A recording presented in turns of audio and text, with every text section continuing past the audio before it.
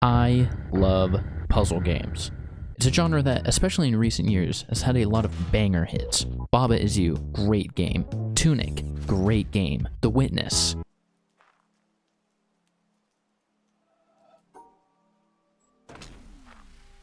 The list goes on. The spectrum of the puzzle game genre is quite broad. It can be anything from Tetris to the Talos Principle. Nowadays, when you think of puzzle games, you usually think of something like this. There's probably a majority of people who still think of this.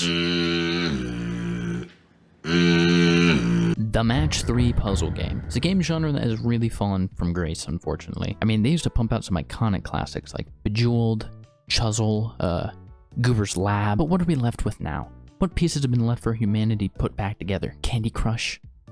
Whatever this is. What are we doing as a society? We need to get our priorities straight. It's really sad to see the genre that I love completely plagued by microtransactions. These types of games are usually seen as cheap now, or as some would argue, not even real games. I mean, mobile match 3 games are basically one step from being actual slot machines at this point. You know, middle-aged moms trying to quit their gambling addictions need their dopamine fix somehow. I want to bring this genre back to its glory days. But how? How do I make a match 3 puzzle game that will grab people's attention and keep it? The game needs to satisfy my key jingling loving attention span by watching pretty colored shapes fall and explode, but also satisfy my mature big boy brain with deep complex RPG mechanics, something tasteful and appropriate for everyone, while of course, also being advertiser friendly.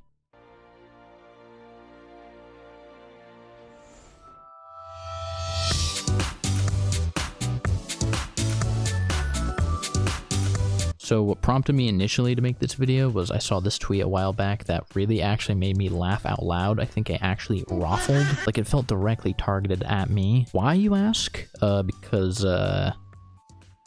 I'll be right back.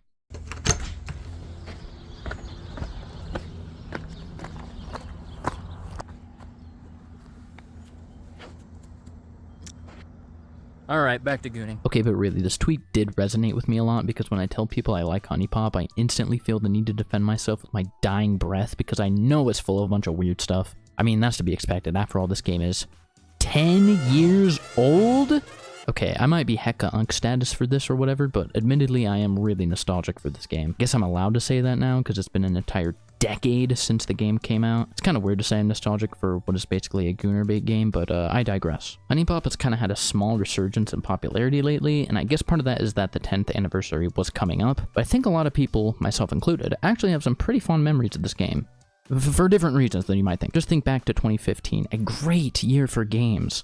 We had Undertale, Bloodborne, Overwatch. The fact that 10 years later, the game that has stuff like this in it has less controversy surrounding it than Overwatch is hilarious to me. For real. How did you get your hands on this? It was a different time. Okay, now listen, I ain't trying to get all woke on ya or anything, but when I tell people HuniePop is unironically one of my favorite games and it has stuff like this. Yeah, reaction for me. Put in cat ears though, I have to convince them not to call the cops on me mid-conversation. I try to tell them I actually enjoy the puzzle gameplay and not the, you know, and they're like, sure, dude, yeah, whatever, man. Even as I launched the game multiple times for the sake of recording footage for this video, I knew I was probably cooked. Somebody at Valve was probably watching me launch HuniePop like 5 times a day, and I think I'm on some sort of list now. But today, I'm gonna break the stigma. I'm making it my mission to finally prove to you naysayers that beneath the surface, this game actually has some really fun ideas that I think deserve respect. Did I mention you can play this game entirely with one hand, by the way? So what exactly is HuniePop? HuniePop is a hybrid mix of a match 3 puzzle game and a dating sim. I'm putting huge quotes around the dating sim part because I have my doubts about the usage of that term in this context. I mean, it's all over the advertising, it's even on the Steam page. The game really tries to make it a point that this is a dating sim, but I'm sorry to say, I don't think it is. Okay, hear me out. It shares a lot of similar elements and themes to a dating sim, and I mean, you literally take the girls on dates. It's not really a dating sim in the traditional sense. This ain't no Tokimeki Memorial, know what I'm saying? The word simulator would imply that you are simulating some sort of real-life thing. Not exactly an expert on dating or anything. I'm making a video essay about HuniePop. But would you call this an accurate representation of talking to women?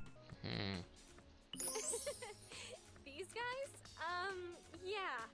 Double D's. Yeah, I didn't think so. But regardless, HuniePop takes a lot of inspiration from dating sims and visual novels, and the developer, Ryan Coons, has even claimed that he wanted to make a dating sim that, quote, didn't suck. The original pitch for HuniePop was, what if there was a dating sim that didn't suck? So obviously there are going to be some similarities, and it would be kind of dumb of me to say this doesn't at least resemble a dating sim a little bit, and dating and talking to girls is basically an entire framework and catalyst for the gameplay itself. So, okay, sure, I guess it's a dating sim, okay?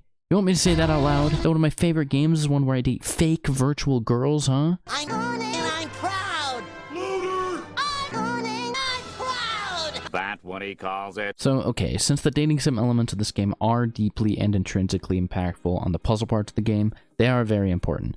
So how does it work? Talking with girls, asking them questions about themselves, and answering their questions correctly will net you the titular honey, which we will be popping later, I presume. Honey is basically this game's form of experience. You spend it to upgrade your own stats to make each date you go on a little easier, as they will progressively scale in difficulty. After each date, successful or not, you will earn the game's other currency called money. Money can buy you quite a few things. Most importantly, date gifts, which are reusable items with a wide variety of effects you can give to girls on a date. These effects can include consuming a set amount of tokens on the board, increasing certain token drop rates, or straight up winning the game. Yeah, a lot of these items are way more broken than others, but I'll talk more about that later. You can also buy girls special gifts that will increase the overall honey you get from talking to them. This usually brings you some of the game's most interesting dialogue. Oh shit, my collection is missing this. You're giving this to me? So put simply, the more you talk to girls, the more honey you earn to increase your stats and solve the puzzles easier. But you can't just talk to girls forever. Or can you? They will run out of hunger eventually, and you can't talk to them or take them on a date if they are just skin and bones. Additionally, you can buy girls drinks to get more honey every time you talk to them. And their alcohol and food levels can potentially even carry into the puzzles themselves, so there's some extra incentive to buy those things. Wait, some of the girls in this game are legit not old enough to drink. 20 years old. Ironically, I think this is the most illegal thing you can do in this game, believe it or not. And once you're finally ready to go on a date, all you have to do is press the button that says date. Yes, it's really that easy. It works that way in real life too, you just wouldn't get it because, well, never mind. I wouldn't know though. We're finally on a date with a real virtual girl. Oh, I hope this actually becomes real. Like, what if this was really reality here? What if this was all there was to it? Puzzle gameplay involves matching tokens on a grid. Wow. Didn't see that one coming, did you? Biggest thing that sets HuniePop apart from other match 3s, though, is how you move the tokens. In most other games, you're restricted to moving the tokens a measly singular tile. Quaint. But in this game, you can move a token anywhere in the row or the column. Since moving a singular token through a row or column will push all adjacent tokens behind it, you're practically moving multiple tokens at once. This allows for a lot of really cool movement around the board and some pretty sick, nasty setups. The only problem is, when I'm normally playing other puzzle games, I don't have a girl staring at me in anticipation for my next move, so it feels like there's kind of a lot of pressure here. Except for Bookworm, where you have, Lex. I think I like this less, actually. Seriously though, puzzles in HuniePop are extremely addicting, not just because I have a dopamine-deprived brain, but also because they feel a lot more in-depth than some of its contemporaries. Sooner or later, you'll start to see tokens in this strangely suggestive shape in your waking dreams. Ever hear the Tetris effect? Well, HuniePop has the phallus effect. Take your sensitive ass back to Puyo Puyo, we clown in this month. So how do you actually win a date? In HuniePop, not real life. You can move a token absolutely anywhere, up and down, left to right, so it sounds pretty easy, right? Wrong! There are 4 types of affection tokens that will fill up this affection meter. Romance, sexuality, flirtation, and talent, which are orange, red, green, and blue respectively. Matching hearts fills up your passion and multiplies each affection match. Matching teardrops increases sentiment, which you use to give girls date gifts. Matching bells gives you more moves. And matching broken hearts makes the girls yell at you, if you're into that, I guess. So as you successfully complete a date, each date afterwards will increase in difficulty via the affection meter getting bigger, which means your matches are essentially worth less points. To combat this, you level up your character with the aforementioned honey to increase your stats. You can level up the value of certain token types, reduce how pissed a girl gets at you for matching broken hearts, etc. Oh yeah, and here's your crumb of characterization for making each puzzle a little unique based on the girl you're on a date with. Each girl has a preferred and least preferred trait, which will net you more or less total affection per match. Wait, I know she likes flirtation because you unlock her later in the game, Foreshadowing? His foreshadowing? Is this fire? And these preferred traits are actually pretty true to the characters themselves, I'd say. For example, Aiko likes red because she's freaky and dislikes blue because she doesn't like a show-off. Seems legit. Momo's favorite is orange, and least favorite is red because she's... Overall, this is a really intuitive and simple way to display characterization directly through gameplay. But even with all your upgrades and gifts, there's still plenty of times where you'll think you're doing really well on a date, then you realize you have like 3 moves left and the board is full of broken hearts, and you have no more date gifts and you just be looking at your screen like this. So even after all that effort, you can still just straight up disappoint the girl in the end and fail the date. Sorry, but I think I'd like to go now. Wow. Makes you feel like you're actually going on a date with a real girl. A real girl who apparently has the memory of a goldfish because you know I'm gonna be taking the pearl necklace on every single date and she will not be complaining. Or will have problems. Yeah, like I said before, a lot of the dating gifts are significantly stronger than others, and there are some that you'll find yourself taking pretty much every time, regardless of what girl you date. But whatever, even if the game has some balancing issues, a majority of the players aren't going to notice them. Nor are they going to be playing on the level of, like, permadeath hard mode post-game date number 100, where the affection goal is in the hundreds of thousands. But still, the separation between dating a girl for the love of the game and dating a girl because she's your favorite really starts to show in more ways than just building the same 3 items each time. And therein lies some of my gripes with the dating sim portions of HuniePop. So normally, in dating sims or visual novels, there are different routes you take to woo your favorite waifu, and once you're committed, you really have to commit. There's no 100% all girls category because you are time restricted. You only have so many days and so many hours of each day to get the specific ending you want. So let's do a quick analogy to real life here. Katawa Shoujo is to meet cute at the local coffee shop with the future love of your life, as HuniePop is to your 3rd reinstallation of Tinder. You just can't play by the same rules as other visual novel-esque dating sims. So just to play devil's advocate for a minute, let's try to play HuniePop like we were playing any other visual novel. When you first meet up with a girl, you can only talk to her 3 times until she becomes anemic and starts falling over. Maybe this is more like Katawa Shoujo than I thought. You can buy her as much food as you want if you're into feederism or whatever. Yeah. Get better. But of course that's gonna drain your wallet. So you can only milk a girl for her honey so many times before you're eventually out of money. Okay, so how do we get more money? You need to go on successful dates, and to succeed on a date you need honey to raise stats, gifts, which cost money, and swag. All of which I am desperately lacking, and you can only date the same girl once in an entire day. But this is my beautiful Lolita fashionista Audrey. I could never betray her by going on a date with another girl, but in order to be the most efficient with your resources, you have to flirt with other girls using the remaining daily time slots to grind honey, which I couldn't possibly dream of doing. No, wait. Gambling. So it looks like I'll see you tomorrow, Audrey. Oh wait, I just remembered. I'm playing HuniePop. There's no time limit, so it looks like I can just waste time to the next day and date Audrey as much as I want until the end of time. Truly game of the decade. Okay, obviously all of that was really arbitrary, but do you see why? Ooh, feisty little thing. Trying to date one girl at a time on HuniePop is like trying to put the square block in the round hole. I'm sure there's a euphemism in there somewhere. You're supposed to be efficient in your collection of resources by talking to girls every chance you get to earn honey, or taking them on dates to earn more money. So did any of that whole Audrey-only segment matter at all? No. I'm making a video about HuniePop, of course none of this matters. But really the point I'm trying to make here is that this is not your traditional idea of a dating sim. But that's fine. HuniePop's goal is not to date your favorite girl while saving yourself for marriage. You're basically doing a catch-em-all run, but instead of Pokemon, it's STDs. No, hold on. Instead of Pokemon, it's women, and instead of HMs and TMs, it's HPV and trichomoniasis? No? Okay, I'll workshop that one. The game makes the goal of gotta bag 'em all pretty apparent from the presentation itself, as well as in the fact that you unlock the final boss after finally collecting all the girls like a 120-star speedrun of Super Mario 64. And, oh yeah, maybe we should actually talk about the girls in this game. About dating girls. Women. There are 8 girls to date in HuniePop and an additional 4 unlockable girls. Unlockable? Where are they locked up? Where are you keeping them? The cast is actually fairly diverse, and they're all pretty memorable in their own way. We got some classical girl archetypes here, ranging from the shy, nerdy alt girl to the depressed, day-drinking, gambling-addicted professor. The virgin gamer girl versus the Chad gambler girl. Talking to girls is sort of a chance to glean some of their personality, as they'll tell you factoids about themselves and quiz you on if you remember them. They'll also ask you more philosophical questions like, do you believe there's extraterrestrial life in the great beyond, or How many times a day do you crank your hog? When they ask you these types of questions, you usually have to game your answer by essentially telling the girl what they want to hear, even if it means just straight up lying. Have you ever slept around while dating someone? That's okay, honey. It's not exactly my cup of tea either. Take notes, this is exactly what you should do in real life. Answering these questions correctly will of course reward you with honey, but unfortunately there's no real progressive dialogue with the girls that will change as you grow closer to them. You start to get repeats pretty quickly, and sometimes even back to back. When's my birthday?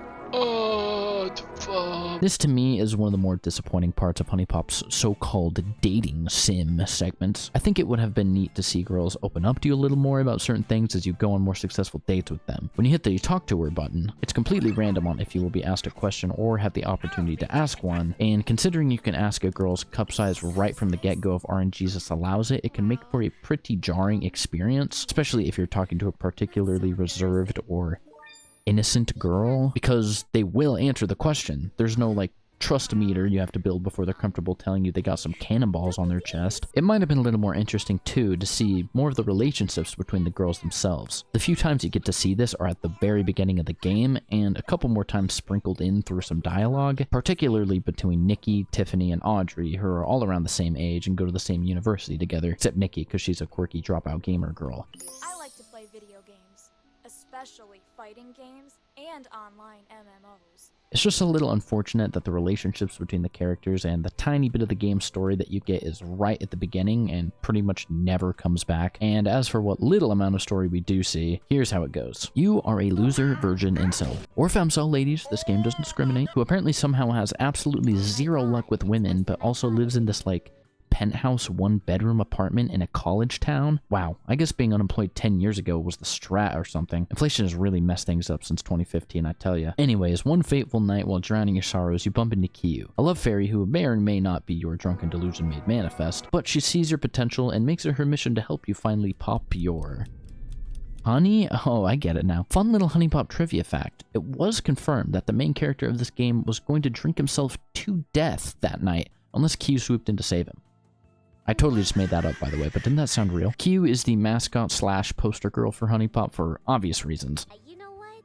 Fuck it, I'm in. She's the heart and soul of the game, she's a fan favorite, and has a lot of the game's most memorable dialogue. For better or for worse. She's also responsible for the game's most hilarious speedrun category, Homie %, in which time ends when you finally take her to Pound Town and she says, Thanks for the sex, homie. What's up, homies? she's kind of the meta character in a way that's not super in your face or annoying. Kiyu acknowledged she was in a video game before Sans did. Okay, I think a cease and desist against Toby Fox is in order, Your Honor. I will say, no matter how cringe you find the game's writing, Kiyu's actress Jacqueline Amy committed so hard to this performance, it's hard not to love it. Oh yeah, every girl's dialogue in this game is voice acted, by the way. That means 12 unique character voices of varying quality. Time to examine your knowledge of the universe. Roughly how many miles does light travel in one Earth calendar year? Quite an insane undertaking for such a humble indie game. And if you really don't like the voices, you can just turn them off. Wish I could do that in real life, am I right, fellas? Also, the dev Ryan Coons went through the trouble of matching the lip movements to all the dialogue. Ryan said, I had to go through every single line for every single girl and manually tweak the mouth movement and everything to get it just right. It took weeks. Which is like, that's really impressive and all, but you probably didn't have to do that, man. Like, you could have focused on something else. Towards the end of the game, you are met with your final challenge. Kiyu has apparently been bragging about you to her boss, Venus, the goddess of love. Venus claims that she will be the most difficult girl you have dated yet, and you'll have to really try your absolute hardest to defeat her if you even want a chance to— Oh, I beat her. I beat the game. That's it.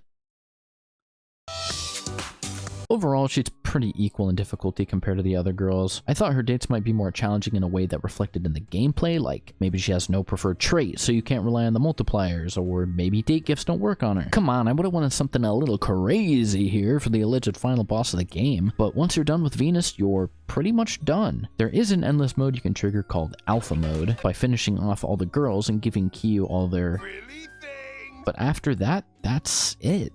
That's HuniePop. No end credits roll, no scene where all the girls show up together and bust you for dating them all at the same time, a la Persona.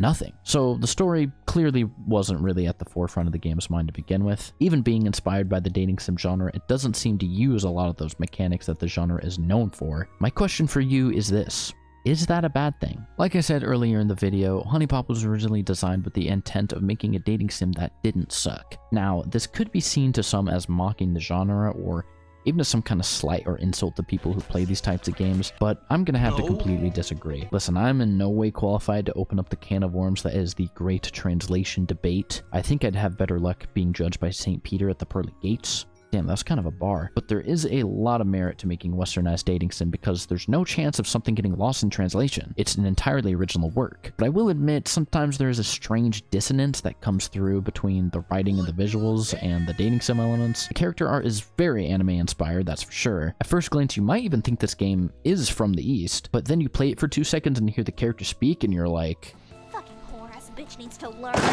like, look at Audrey. My perfect queen. At first glance, would you expect a girl that looks like this to say something like this? Am I supposed to blow you now?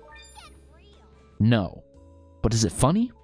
Yes. And I think that's what ultimately saves HuniePop in the end. Originally, going off some older footage of the game, we can see the dating sim portions were actually a lot more in-depth. Doing things took up time, and there was allegedly a lot more story that we only now see in tiny little Easter eggs throughout the game. Audrey's personality was even a lot more fitting to her design in some earlier builds, with a big happy smile on her face. Ooh, feisty look. but all of those things kind of made HuniePop feel a little more sterile. I remember there being some controversy back when the game initially came out relating to Ryan Coons' hate of waifu culture or something.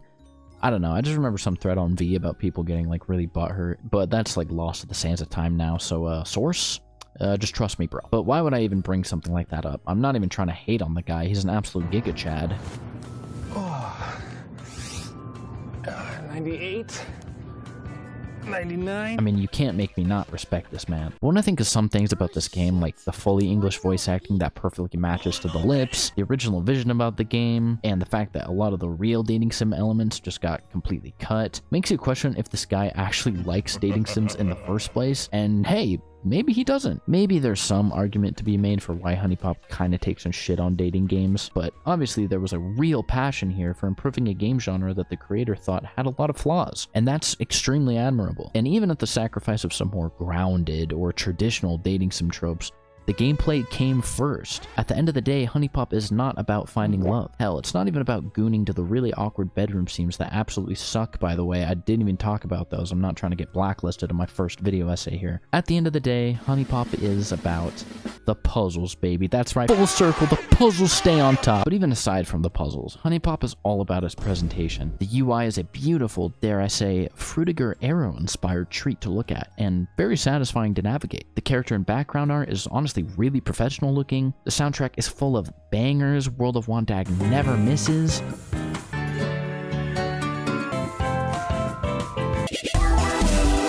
The game is fully voice acted, like that's nuts. The characters are all very distinguishable even if you don't like them. And the writing... There's a subtlety to the dialogue in HuniePop. There's a subtlety to the language and the offensive remarks and the one-liners and the jokes and shit. There's an art form to writing a game like HuniePop. Fucking whore-ass bitch needs to learn. It gives the game a really unique identity. I don't think people would still be talking about HuniePop all these years later if it didn't. And I mean, just think about all the other HuniePop clones that came out around the same time that tried to capitalize on its success. Yeah, remember those? Of course you fucking don't. So, HuniePop, still listed as my favorite game on Steam. How has it held up these past 10 years? God, you are so racist.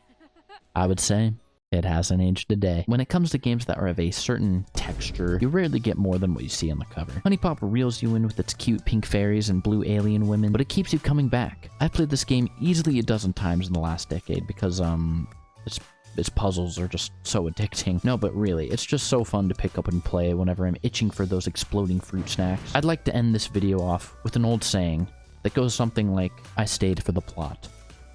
HuniePop's plot is about as razor thin as it gets, so let me rephrase that. Instead, we'll just say, I stayed for the puzzles. Here's to another 10 years. Anyways, go play Mirror. Hey, this is Dalton. Thank you so much for watching the video and making it this far. This is my first time doing a video essay style video, I guess, even though I kind of hate to use that term, but I guess it applies here. So I'm still kind of adjusting to editing stuff like way more long term. I'm kind of more used to just making like shit posts.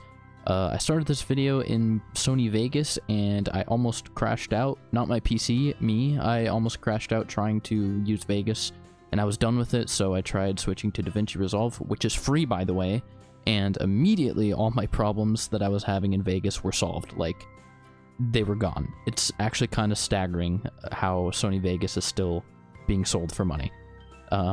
But yeah, clearly my editing style is very inspired by certain other YouTubers that you might recognize, but I hope you still liked it. I hope you had some chuckles. Hope you learned a little something about a game that I am obviously really passionate about.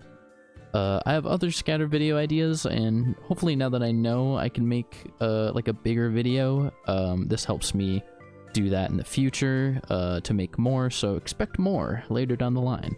Subscribe if you want to see that, leave a like if you want, or dislike, that's fine too.